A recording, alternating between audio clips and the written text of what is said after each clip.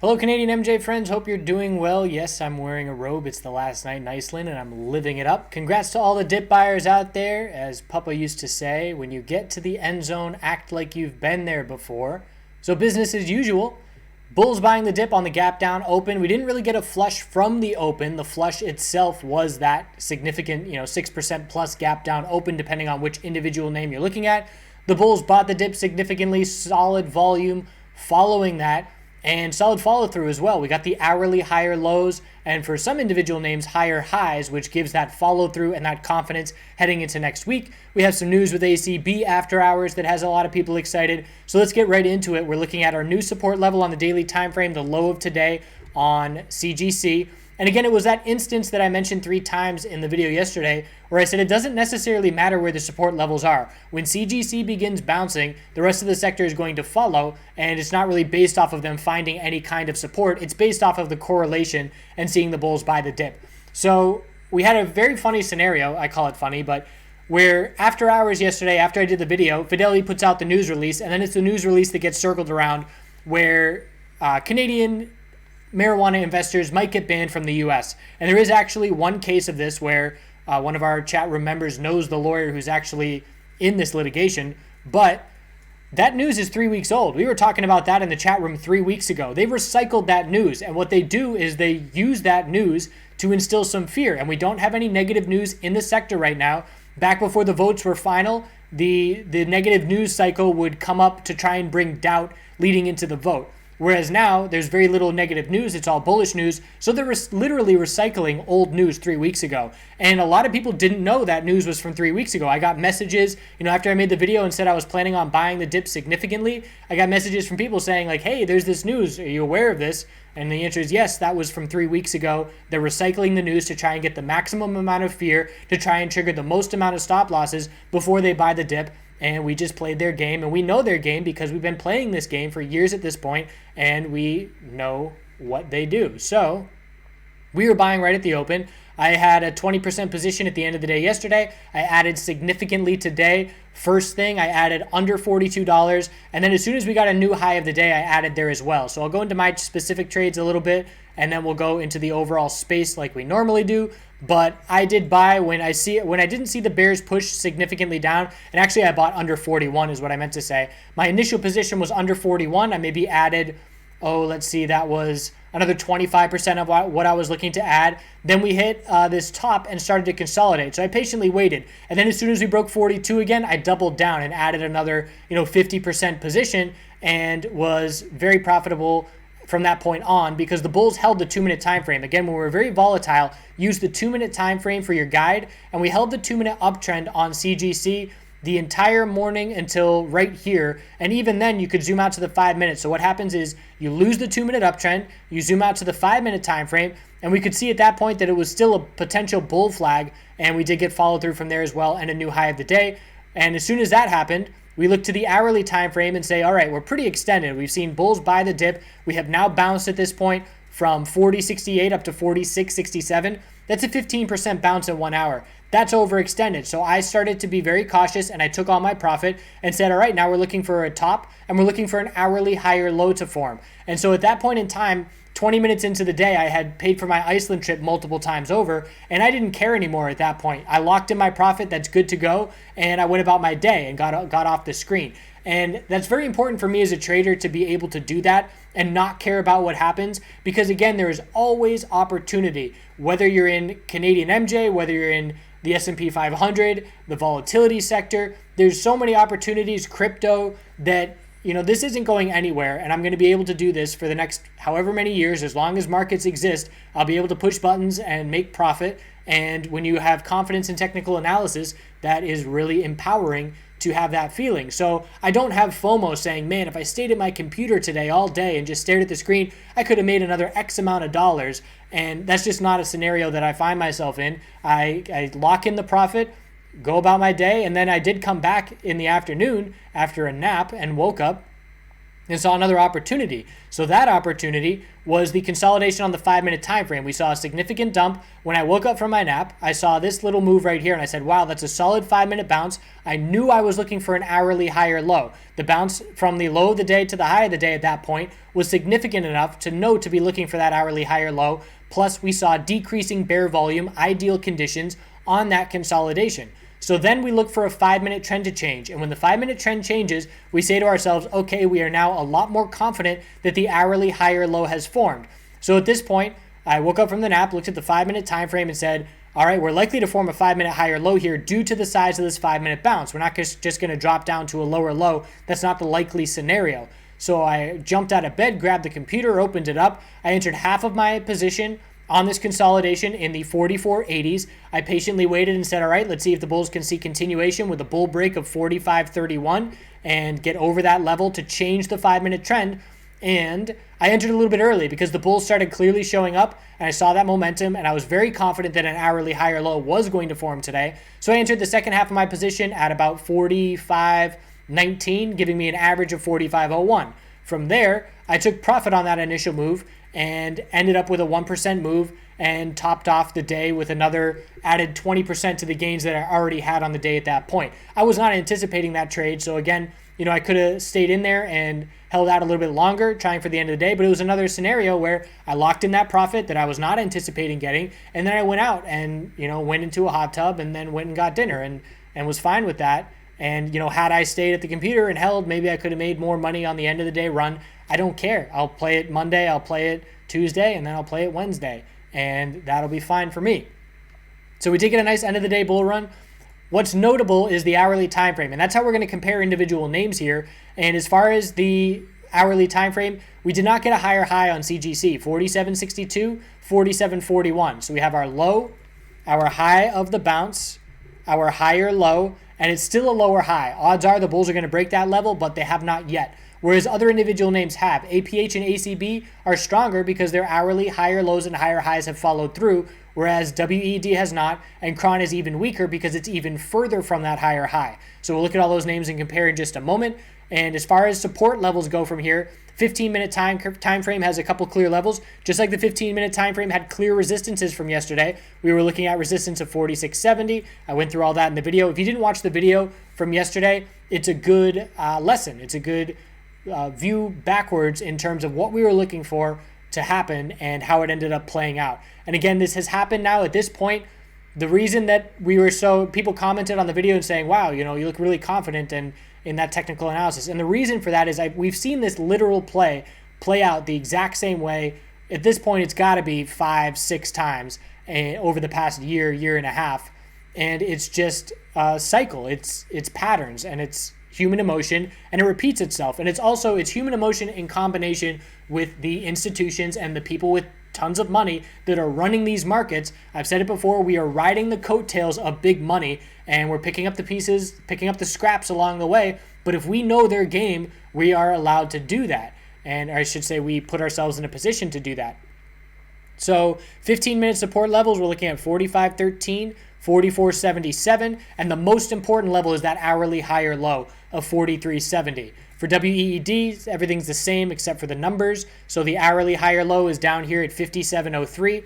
The 15-minute support levels, we are looking at 58.82, 58.37, and resistance of 62.06. If we break that level, we look up to the next one on the 15-minute time frame. 65.18 is that next level on WEED. And for CGC, that's up at 50.13, and there's some psychological resistances in there as well. Increasing bull volume into the end of the day was also a good sign. Decreasing bull volume as we extended from the morning was an indication that a top was going to be found. Use volume. It is the number one indicator that I use. It is my prove it indicator, and it gives a lot of insight. ACB, news after hours at 4 o'clock. I believe it was a live interview, but they're being uplisted. And I believe it's the NYSE that's going to happen. We don't have a date on when that's going to happen, but the market is likely to begin pricing in this bullish news next week with a gap up open, most likely, and then some continued buying pressure. Look back historically at what happened to CGC and to Cron when that happened. It was very bullish. And I know for a fact now that I will be trading ACB a lot more significantly, and I will be contributing a lot more capital to the dollar volume that ACB sees on a daily basis, because it will be traded on the US exchanges. There was definitely some lag in CGC this morning.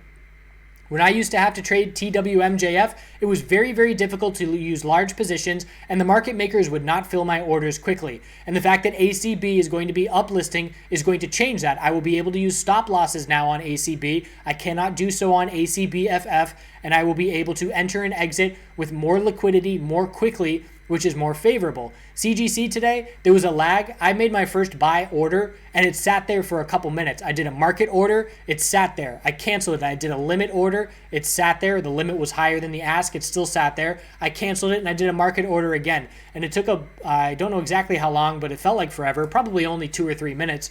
But that was orders. You have to figure that once we open with the gap down open, every stop loss that was from $44 all the way down to where we open has to trigger. And then, of course, you have just this influx of tons of orders. And it's literally the market makers and the algos trying to catch up and trying to fill all those orders. And there's almost a queue, a line of people that have to wait until everything catches up. And you could see it happen. As soon as my order filled, it's almost like everything synced up and said, all right, we're now all caught up and ready to have that liquidity back again. So keep in mind, there's a lot of that liquidity. A lot of Canadian brokers had issues today, and I certainly didn't experience that in the US, but in the chat room, we had tons of people complaining about TD going down, pending orders, not canceling, things like that. So when things get high volume, high activity, that's when these exchanges go down. We saw that in the cryptocurrency space back a year ago. It was a madhouse when that was going on, and it's just a surge in demand. It's just, think of it like a restaurant. If you have 10 people in the restaurant, they're able to keep up and serve well.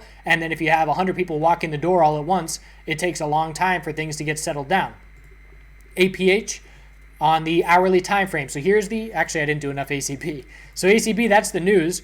The hourly higher low on ACB is 806, and we did see that very clear higher high. So resistance that is likely going to break on Monday is 867 or 864, I should say. This upper wick, I do not believe that actually happened. I zoom in on the 15-minute time frame, and I see that's a fluke. And I can call that a fluke because, again, the volume, my number one indicator, there's no volume that's telling me that move actually happened. So I'm disregarding that, and I'm going to the next level. That's up at 886, and then from there, I'm looking at 929 and 934. So those are the levels we're going to be looking at in terms of support. 15-minute time frame has a lot of clarity here. It's 821 and 806. If I'm a day trader, I'm looking at the 15-minute time frame. If I'm a swing trader, I'm not zooming in any more than the hourly time frame. The hourly time frame gives me everything I need to know, and these individual levels don't mean nearly as much if I'm looking longer term. APH also got the hourly continuation with the higher low and higher high. Very strong close.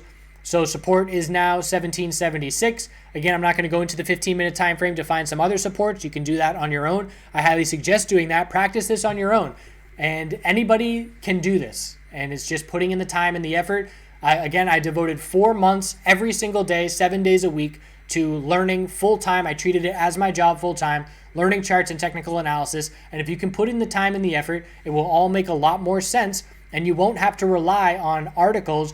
Again, it's the fundamental investors that always look for a reason why. CNBC and the talking heads, why are we dumping 15% in the Canadian MJ market? What happened to cause this? The real answer is we just ran incredibly hard and fast. We did not build supports on the way up, and we have large institutions and large players looking to dump the price, make money on the way down, and reload cheaper. It's as simple as that. But the general market or the general talking heads cannot convey that to people and make them understand it because they do not understand technical analysis. So they have to find a reason, which is why we see that, news from 3 weeks ago being recycled. So if you have, I cannot stress enough how much things make sense when you are comfortable with charts and technical analysis. There doesn't have to be a fundamental reason for things to happening. It's just technicals. It's the ebb and flow of the markets. It's the ebb and flow of emotions, and it's what happens. And the sooner you get comfortable with that, the better you will be as a trader. Checking out resistance. Oh, I wanted to give away some free courses. I'm all over the place tonight. Comment on the video here, and we'll give away a couple free courses. I'll choose one randomly, and then I read every message anyway. And a message that I like, I'll give away a free course to you as well. So resistance from here is up at 1974, 20 psychological, and 2135. Those are the next resistances to be watching. On the daily time frames, I am anticipating lower highs. So the top that APH topped out at 22, I would look for a lower high compared to 22 and then a pull back in a higher low and a tightening range on this daily time frame. Backtracking a little bit, ACB, we're watching 955. Let's see if this news, if anybody has a chance to head to higher highs, ACB may be it with its uplisting news. But as far as WED and CGC, again, I'm looking for a lower high compared to 70.18 and a lower high compared to 53.29, and that's going to likely give us a tightening range. That's the most likely scenario unless we see this kind of green volume again on Monday, which would be very surprising but entirely possible in this market. So that's where we are on ACB. Cron, apologies for bouncing all over the place here a bit tonight. Cron found that daily higher low, but look at the hourly time frame. Again, we're comparing these individual names by how they look on the hourly. It's clear that out of the four we've looked at, Cron is the weakest. It's the furthest from breaking to a higher high. So support is 981, resistance is 1082, 1088, and then up to 1154. So more of an equilibrium here on the hourly, whereas those other names were able to see continuation. TLRY pulling back, new higher low established on the daily time frame. That's down at $97. Again, if you're shorting TLRY, you're betting against the Canadian MJ market because the correlations obviously are here where we saw that gap down and we saw the same kind of action that we saw in these other individual names. But similar to Cron, we are not heading to an hourly higher low and higher high as these other names are, and we have an hourly equilibrium. The low of the pullback today, the high of the bounce was 116.39, a higher low of 101, and we'll look for a lower high compared to 116.39. If the bulls can break that level, it will be a sigh of relief, but it is a tightening range at this point, and I may enter some puts depending on how the market looks. If the Canadian MJ names are looking to set their daily lower highs compared to the levels that I just pointed out, and we see TLRY break bearish from this hourly equilibrium while those names set their daily lower highs, I may consider puts on TLRY. But otherwise, I'm certainly only going to be looking bullish at this point in this space because the bulls are so strong. N, big upper wicket profit taking. Citron added again, attacking N. And again, you want to double check everything that I say having to do with fundamentals. I am less in the loop right now, traveling, than I have been in a long time. So while I can look at the charts and get caught right back up in 5 minutes, the fundamentals, I have to, read the chat room and follow along with everything. But it's my understanding that TLRY cut ties with N because they're essentially treating marijuana like a party, and TLRY doesn't want that association. They want to be treating it like a medicine. So they cut ties, and Citron went short, and that definitely had a significant impact on the dump. But again, it recovered at the end of the day because the correlations are still there. No matter what, the correlations in the Canadian MJ market are there. And we saw the end of the day strength in the other names, and it helped N to a certain degree. Support is 255. If that level breaks, we're looking at 251 and then on down to 239. As far as resistance goes, we will look for an equilibrium on the hourly and a lower high compared to 320. Similar to Cron and TLRY, an hourly equilibrium is the more likely scenario here. So each individual, all of these names are correlated to a certain degree, but they all have slight differences. Again, ACB and APH lead bulls to the hourly higher high.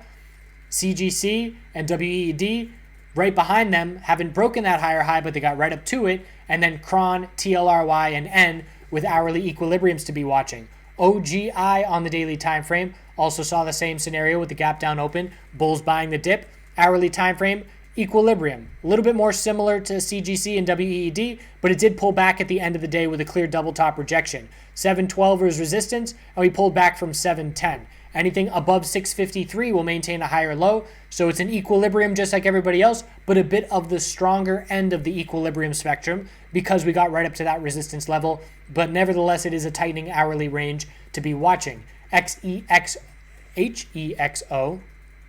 also headed to a higher high, but did see some profit taking at the end of the day, so I would put it stronger than the names that didn't break to the higher high, but comparative to APH and ACB, it is a bit weaker due to that upper wick of profit taking. Support is 706, resistance is 790, followed by 833. And again, cannot stress enough to be practicing your own technical analysis. You just saw what I did. You saw the time frames that I was looking at. If I didn't cover your ticker, rather than asking me to cover your ticker, do it yourself and just say, all right, this is what he did on CGC. This is what he did, the time frames that he was looking at, the levels that he was looking at. Let me now apply that to my ticker that I'm interested in, and let me write it down on a piece of paper and have it in front of me for the trading day on Monday. I cannot stress enough that the more effort that you put in, the more time and effort, the more you're going to get out of this. People take notes on my videos and they write things down. They write down little lessons and then they go back and look at them. And those people that do that are going to get the grasp of things quicker than those who just watch my video and,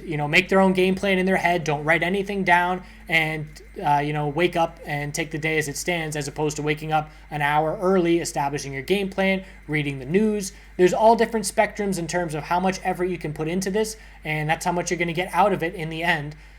That's that. I appreciate you all watching. Again, don't forget to comment. We'll give away some free courses in celebration of a really good day. And I will check back in with all of you on Monday. Thanks for the support, the likes, and the shares. And have a great rest of your weekend, start of your weekend.